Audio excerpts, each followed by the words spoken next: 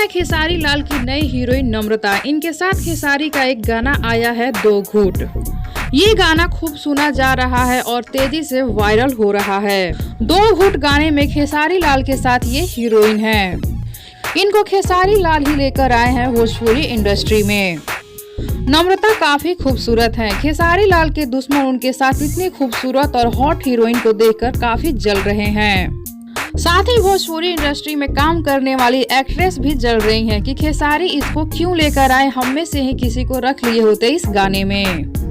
नम्रता इतनी खूबसूरत ही है कि उनसे कोई भी लड़की जलेगी। नम्रता हर एक चीज में परफेक्ट है, डांस में, गाने में।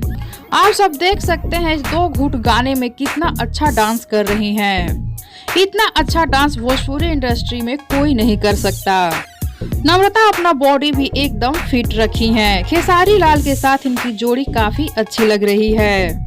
लोग इनकी जोड़ी का काफी तारीफ कर रहे हैं। खेसारी लाल ने ये भी कहा है कि आगे भी वो नम्रता के साथ काम करेंगे। खेसारी खुद नम्रता की बहुत तारीफ कर रहे हैं। तो आप सबको नम्रता और खेसारी की जोड़ी कैसी लग रही है बताइए हमें नीचे कमेंट बॉक्स में। साथ ही वीडियो को लाइक कर लीजिए, चैनल को सब्सक्राइब कर लीजिए। वीडियो अच्छा लगा हो तो इसे ज्यादा से ज्यादा शेयर कीजिए।